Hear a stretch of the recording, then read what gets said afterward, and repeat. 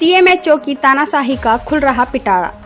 68 वर्ष के बुजुर्ग का आरोप, सीएमएचओ ने की अभद्रता। कोविड काल में जरूरतमंद की मदद नहीं की, इसलिए कई लोगों ने अपनों को खोया। हरदा से अमजद मंसूरी की रिपोर्ट। मकड़ाई समाचार, हरदा। शहर की रौनक बिहार कॉलोनी में रहने वाले 68 वर्षीय बुजुर्ग हरकिशन रानवे ने आज एक शिकायती आवेदन जिलाधीश हरदा को देते हुए जिला अस्पताल के सीएमएचओ डॉक्टर जैसानी पर गंभीर आरोप लगाते हुए उनके कार्यकाल की निष्पक्ष जांच कर कार्यवाही की मांग की। जिला कलेक्टर कार्यालय में एक शिकायती आवेदन देते हुए श्री रानवे ने कहा कि मेरा पूरा परिवार कोविड-19 से संक्रमित था।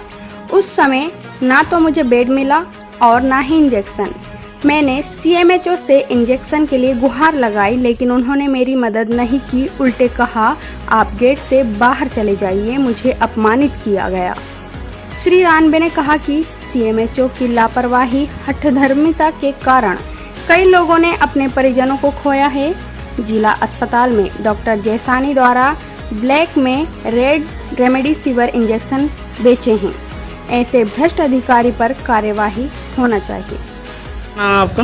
मेरा नाम हरकिशन रानवे, रौनक बिहार कॉलोनी, हरदा रहता हूँ। क्या मामला है ये? आज कलेक्टर आया आप? मैं आज कलेक्टर साहब को ज्ञापन देने आया हूँ। सीएचएमओ की तानाशाही, लापरवाही इलाज में और रेमडेसिविर इंजेक्शन वक्त पर मरीजों को न देने बाबत इस कार्रवाई का मैं ज्ञापन देने आया हूँ। पिछली 18 तारीख को मेरी एक बेटी राजकुमारी कोरोना पॉजिटिव हुई। मैं सरकारी हॉस्पिटल गया, वहाँ बेड की अव्यवस्था थी। मुझे मना कर दिया गया है, बेड नहीं। मैंने उसी अस्पताल के पदस्थ डॉक्टर ओम प्रकाश खोरे का इलाज शुरू किया। इसी क्रम में दूसरी बेटी मेरी 23/4/2021 को कोरोना पॉजिटिव हुई। उसका भी इसी क्रम में हॉस्पिटल गया, बेड नहीं मिला। फिर ओम प्रकाश जी का मैंने इलाज शुरू किया। 24/4 को मेरा बेटा कृष्णकांत पॉजिटिव हुआ। यही क्रम मैंने उसके साथ भी किया। वहाँ गया, बेड नहीं था। मैंने ओम प्रकाश जी खोरे का इलाज शुरू किया। तीनों मरीज मेरे घर में, और ऐसी स्थिति में मैंने तीनों मरीजों का इलाज घर में शुरू किया। सरकारी कोई सुविधा नहीं मिली।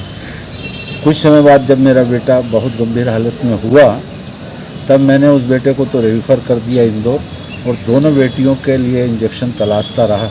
इसी बीच बेटे के लिए इंजेक्शन की व्यवस्था KL कुशवाहा ने मुझे 2 इंजेक्शन प्रदान किए, निःशुल्क प्रदान किए। और बेटियों के इंजेक्शन के लिए मैं JMT हॉस्पिटल डॉक्टर अभिषेक गुर्जर के पास गया। उन्होंने मुझे पत्र में स्पष्ट दोनों बेटियों के लिए 6-6 इंजेक्शन लिखे और विजय केमिस्ट में जाने को कहा। मैं विजय केमिस्ट गया, वहाँ मुझे कोई इंजेक्शन प्राप्त नहीं हुए। मजबूरन मुझे 1,80,000 पर पेशेंट के हिसाब से 6-6 इंजेक्शन रेमडेसिविर के ब्लैक से खरीदने पड़े। मैं 2-3 बार इनके पास आया, सीएमएचओ के पास। मैंने इनसे सपना लोवंशी जी से फ़ोन करवाया था। 29 तारीख की मेरे पास OPD की रसीद है कि आप मुझे 2 बेड दे दीजिए। इन्होंने मुझे साइड में कमरे में, मैंने उसमें नाम लिखा है कलेक्टर साहब के, उसमें हेल्थ वाले कमरे में, उसमें देखने गया तो इनके कर्मचारी ने मना कर दिया कि साहब कुछ भी बोल देते हैं, आप साहब के पास पुनः जाइए। मैं जब साहब के पास पुनः गया तो साहब ने मुझे अपमानित कर भगा दिया, कह दिया बाहर चले जाओ। सपना जी किसी के लिए भी कुछ भी फ़ोन कर देती हैं, हम इनका कब तक का वजन ढोएंगे, और बाहर कर दिया। उसके बाद में उन्होंने मेरी कोई बात सुनी। मैं इंजेक्शन के लिए भी गया तो मुझे मिलने तक नहीं दिए इनके कर्मचारियों ने। मैं रेमडेसिविर के लिए 3 बार गया। 3 लोग के मेरे पास प्रेजेंट गवाह हैं, लेकिन उन्होंने मुझे रेमडेसिविर भी दिए नहीं, न मेरे मरीजों को भर्ती किया। मेरे को कोई शासकीय सुविधा जो सरकार ने भरपूर दी, शिवराज जी ने इतनी सुविधा दी, निःशुल्क इंजेक्शन हॉस्पिटल में दिए जो इन लोगों ने ब्लैक से शायद बेचे होंगे, जब मरीजों को नहीं दिए। और सरकारी हॉस्पिटल में जितने भी परिजनों ने अपने लोग खोए हैं, ये इन लोगों की अव्यवस्था के कारण ही मरे हैं। यदि इनकी व्यवस्था होती, रेमडेसिविर ये मरीजों को लगाते तो वो मरीज नहीं मरते। आज ज्ञापन देने आया तो क्या मांग है आपकी?